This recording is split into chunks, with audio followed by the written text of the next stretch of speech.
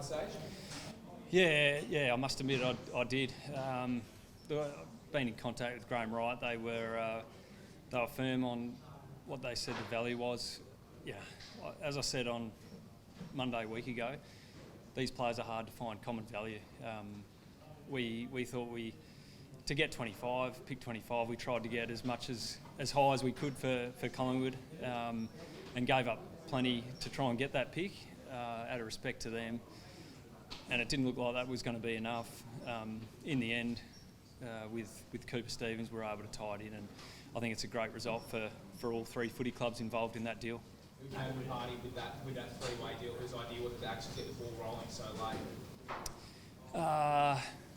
There was a yeah, I don't know, it was all a bit of a blur.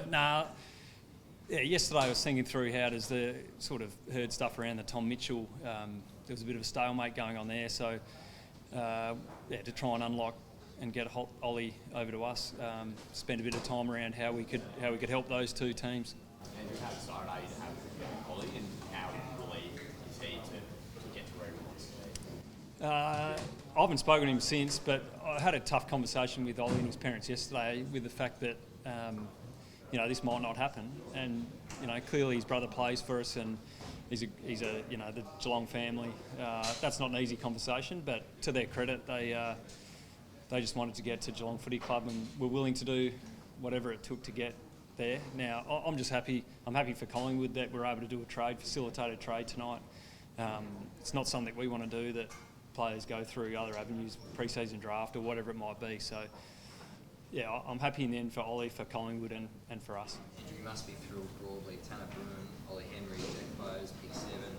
For a team that was ageing, it does feel like you've replenished it to some degree with sort of really top end talent. It was something that at the start of the year we're clear. You guys tell us enough that we are ageing, so every now and then we do listen. We're trying to get better. Like every club, we're trying to get better. We're really happy with the guys that we're able to bring in this trade period. Stephen Wells licking his lips with pick 7. So all in all, over the last 10 days, it's exciting for the footy club. And can Henry play alongside Cameron Hawkins? Yeah, I think we're not going to pigeonhole Ollie about a position. I think we're going to be open-minded about whether he can play in the back half or on a wing, or get up the ground and see what he can do with some running and jumping ability. It's obviously pretty early in his career and development, but Tanner, and Ollie to come in as 20-year-olds and second will be third-year players. Something we're excited about to try and help them as footballers on their journey, and we think we can do that, and that's why we wanted to bring them both in. And Jack Bowes is a 24-year-old who, we think we can get a spike out of him and his footy around the midfield with the way we play. So, we're looking forward to seeing how those players unfold. Andrew, were you surprised with how well you've done in this trade period? Surprised. Look, we had some clear targets and things we wanted to achieve.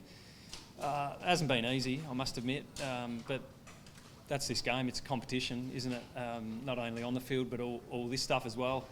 I've got a great team that we work with, and very lucky to be part of the footy club that has people around me and us to be able to do our thing. What were you prepared to? What words you were prepared to let Casava get to put in work?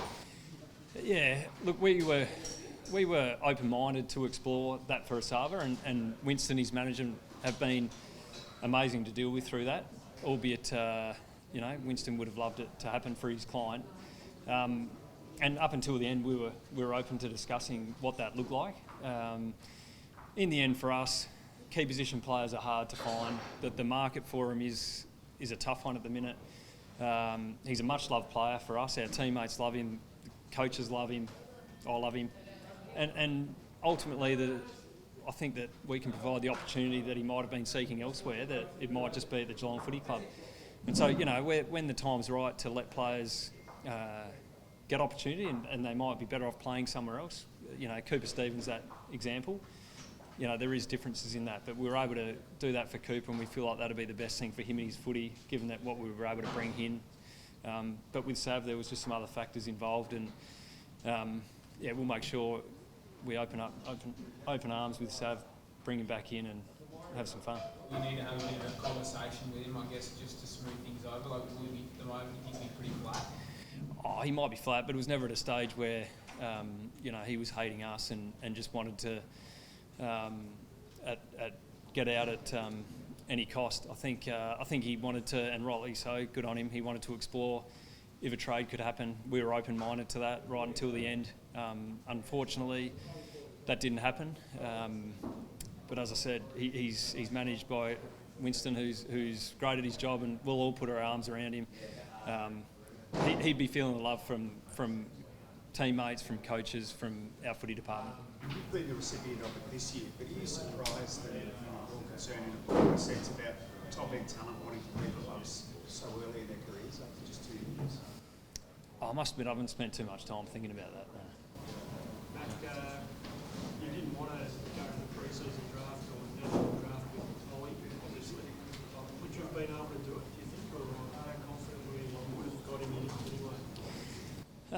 No, I didn't want to do it. I didn't want to do it at all. But clearly, when you think there might be a breakdown in getting a deal done, we've got to let our minds wander to what could be and how we look. We wanted to get him into the footy club, so then you explore other avenues.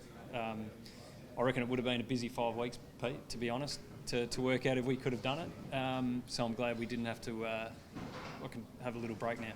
Talk about those tough conversations we had to have with Ollie's family.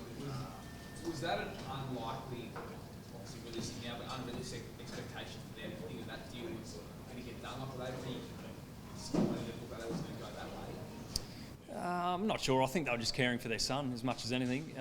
You always want the best for your kids, and we're no different, and they were no different. The welfare of Ollie was paramount in that discussion, and we just wanted to have a chat around the scenarios and put an arm around him as much as anything. We know the Henrys well, and we're just looking out for him. Talk about his welfare. Was he struggling at Collingwood up in Melbourne a bit? Yeah, you will have to ask Ollie the ins and outs of that. I was made aware later in the year that he'd like to get to Geelong and play his footy, so we wanted to explore that, and I'm glad tonight that he is a Cats player.